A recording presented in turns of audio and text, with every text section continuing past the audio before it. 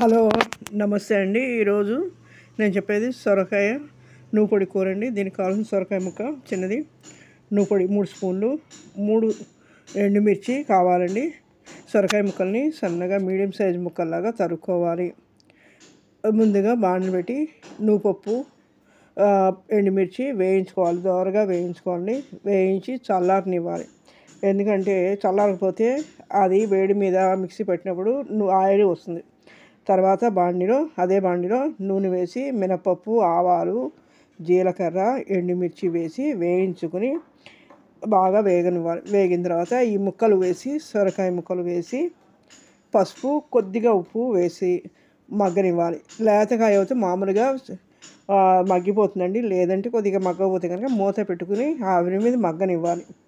మగ్గిన తర్వాత ఈలోపు మీరు నూపొడి, ఎండుమిర్చి మిక్సీ వేసుకోవాలి. మిక్సీ వేసుకుని రెడీ చేసుకోవాలి. ఈలోపు కూర ఉడుకుతుంది. 10 నిమిషాల కంటే ఎక్కువ పట్టదు. ఈ కూర ఉడికిన తర్వాత పైన నూపొడి చల్లేసి తీసుకోవడమేనండి. అంతేనండి. ఈ కూర టేస్ట్ చేయండి. తర్వాత సర్వింగ్ బౌల్లో తీసుకుని సర్వ్ చేసుకొని దీన్ని టేస్ట్ చేయండి. ఎలా ఉందో కామెంట్ చేయండి. నచ్చితే మీరు ట్రై చేయండి. Okay, thank you.